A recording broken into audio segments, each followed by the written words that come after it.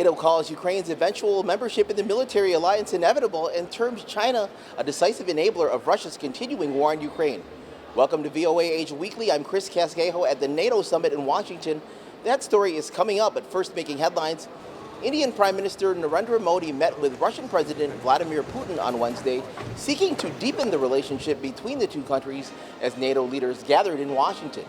Modi arrived shortly after a missile hit the main children's hospital in Kyiv. Modi's first trip marks his first visit since Russia's February 2022 invasion of Ukraine. Bangladesh's top court temporarily suspended quotas for coveted government jobs on Wednesday. The ruling comes after thousands of university students protested against the discriminatory system, which includes reserving 30% of posts for children of those who fought to win Bangladeshi independence in 1971. Heavy rains caused rescuers to suspend the search for 30 people believed to be trapped under a landslide that killed at least 23 people. More than 100 villagers were digging for gold when the disaster hit the unauthorized mine on Indonesia's Sulawesi Island. Officials told the media they have deployed more than 1,000 personnel, including military. Japan and the Philippines signed a defense pact on Monday as both countries face tensions with China. The agreement allows Japan to deploy military forces in the Southeast Asian country for joint military exercises. Similarly, the agreement allows Filipino forces to enter Japan for joint combat training. A Chinese Foreign Ministry spokesperson said Japan should seriously reflect on its history of aggression. The 32-member NATO countries stopped short of offering membership to Ukraine at this week's 75th anniversary summit. The alliance also took aim at China for enabling Russia in its war on Ukraine.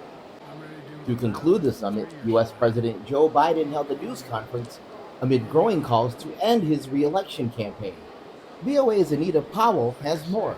President Joe Biden knew that this, a media appearance before a hungry press barraging him over his political future, would be a major challenge.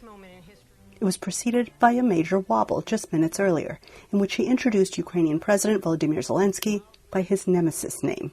Ladies and gentlemen, President Putin.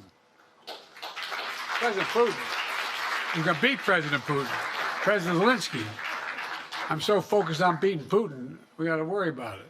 On Thursday, at the end of a packed day of meetings at the NATO summit, Biden took questions for nearly an hour and attempted to soar above his recent rhetorical stumbles and focus on what he sees as the biggest challenge of his presidency, supporting Ukraine against Russia's onslaught. He took credit for what he described as success. During the week of this summit, several heads of states made it a point in their statements to thank the United States and to thank me personally for all that NATO has achieved. But he also acknowledged the challenge the American presidential race has become after his disastrous debate performance last month. He described his poor performance then as a stupid mistake, but reiterated his belief that he will beat former President Donald Trump in November. I think I'm the most qualified person to run for president. I beat him once, and I will beat him again. Questions about Biden's ability to stand up to major global challenges have been a whispered undertone of the Washington summit, marking the 75th year of the NATO alliance. Alliance members have made several concrete moves to shore up Ukraine, including a plan to bring coordination of the conflict under the purview of NATO instead of Washington. And publicly, many leaders have dismissed the doubts over Biden's fitness. I have absolutely no concerns about the capacity of the current President of the United States to lead his country. And to lead our fight for Ukraine and to lead NATO. And I think this summit speaks tons and volumes for that. Some analysts seem to agree. I think it was a good day for Mr. Biden, the best day he's had in quite some time. Will it change the course of the stream, or will it just be a stone in the stream that diverts the current without fundamentally changing its course? I don't know. Anita Powell, VOA News, Washington.